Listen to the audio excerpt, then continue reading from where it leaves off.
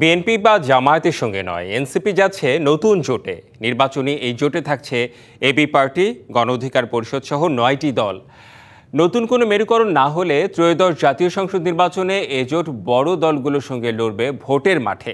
এরই মধ্যে দলগুলো কয়েক দফা বৈঠক করেছে, পাকাপোক্ত হয়েছে বেশ কিছু বিষয়। অমীমাংসিত যেসব বিষয় আছে তা দ্রুত সমাধানের আশা করছেন দলগুলোর শীর্ষ নেতারা। এ বিষয়ে বিস্তারিত জানাতে বার্তাকক্ষ থেকে যুক্ত হয়েছেন সহকর্মী আদিত্য আরাফাত।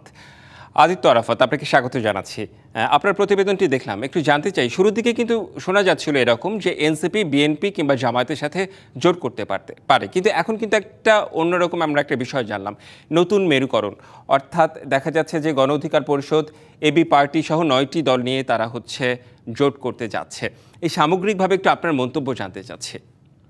রেদওয়ান, আসলে রাজনীতিতে শেষ বলে কিছুই নেই। আজকে যেটি আপনি জানতে পারছেন সেটি আগামীতে পরিবর্তন হয়, এবং এই জন্য আমরা পেছনে ফিরে দেখি যে বাংলাদেশের জোট গঠনের ইতিহাস যদি আমরা দেখতে পাই, স্বাধীনতার পর থেকে আমরা দেখেছি বিভিন্ন সময়ে রাজনীতির বাঁক বদলের সাথে সাথে আপনার জোট গঠন হয়েছে, এবং বড় জোট, ছোট জোট, নানাভাবে জোট গঠন হয়েছে। আপনি ৭১ পরে এবং ৭৫ পরবর্তী সময়ে আমরা জোটের রাজনীতি দেখেছি। সবশেষ আমরা ২৪-এর যে অভ্যুত্থান পরবর্তী সময়ে আপনি জানেন যে এনসিপি গঠন হলো, এবং এর পরবর্তী সময় থেকে একটি কথা আমরা বিভিন্ন গণমাধ্যমেও দেখছি যে যেসব গণ অভ্যুত্থান পরবর্তী সময়, অর্থাৎ গণ অভ্যুত্থানের সাথে সম্পৃক্ত যে দলগুলো আছে, সেই দলগুলো কেউ হয়তো বিএনপির সাথে যাচ্ছে বা কেউ জামায়াতের সাথে যাচ্ছে, এমন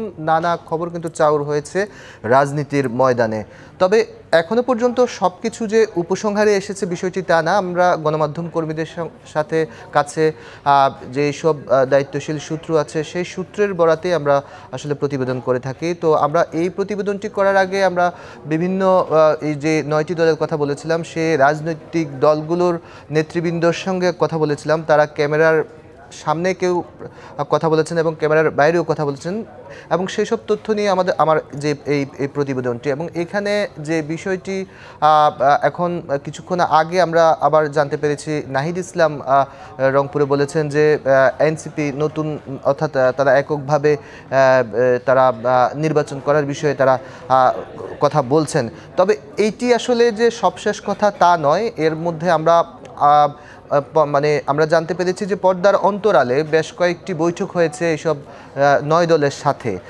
বিএনপি জামাতের বাইরে তারা এই 9টি দল তারা একাধিকবার বসেছে, এবং সেই দায়িত্বশীল সূত্রগুলো আমাদেরকে নিশ্চিত করেছে, এবং সে 9টি দল একটি প্ল্যাটফর্মে আসতে চায়, একটি জোটবদ্ধভাবে হতে চায়, এবং সেই জোটের উদ্দেশ্য হচ্ছে যে আগামী যে ত্রয়োদশ সংসদ নির্বাচন, সেই নির্বাচনকে সামনে রেখেই তারা মূলত এই জোটভুক্ত হতে চায়। এবং এই বিষয়ে কয়েক দফা যে আলোচনা হয়েছে, সেসব দলের দায়িত্বশীল নেতারা বলেছেন এই আলোচনাগুলো বেশ ফলপ্রসূ হয়েছে। অর্থাৎ জোটের একটি যে সফলভাবে তারা একটি জোট করতে যাচ্ছেন, সে বিষয়ে একেবারে উপসংহারে না গেলেও তবে তারা জোটভুক্ত হচ্ছেন। আপনি আমাদের ক্যামেরার সামনেও বেশ দায়িত্বশীল কয়েকজন নেতা কথা বলেছেন, তারাও বলেছেন, এবং ক্যামেরার বাইরেও প্রতিবেদনে আমরা সেটি দেখতে পারলাম। এবং আসলেই রাজনীতিতে শেষ বলে কিছু নেই। যদি এই নতুন জোটটি হয়, নতুন মেরুকরণ হয়, আপনার কি মনে হয় যে ভোটের মাঠে তারা আসলে কেমন করতে পারবে? যদিও একেবারেই এটা ভোটের মাঠের বিষয়, আপনার একটু পর্যবেক্ষণ জানতে চাই। এটি আসলে আপনি জানেন এই মুহূর্তে কার্যক্রম নিষিদ্ধ দল আওয়ামী লীগ তো এখনো পর্যন্ত ভোটের মাঠে নেই। তারা যেহেতু বাইরেই আছেন, সে কারণে এখন বিএনপি এবং জামায়াত আছেন বড় দু দল হিসেবে, আমরা যদি স্বাভাবিকভাবে আমরা যেটি দেখে থাকি। এবং এর বাইরে আসলে বড় একটি তৃতীয় একটি শক্তি, এবং তারা ক্যামেরার সামনেও বলেছেন যে তারা একটি বড় একটি প্ল্যাটফর্ম করতে চান। সেখানে তারা এই যে অভ্যুত্থানের পক্ষে যে 9টি দল আছে, সেই দলগুলো একটা প্ল্যাটফর্মে যখন আসবে, তখন তারা ছোটোভাবে হলেও তারা একটা জায়গায় আসলে তাদের একটি শক্তি তৈরি হবে।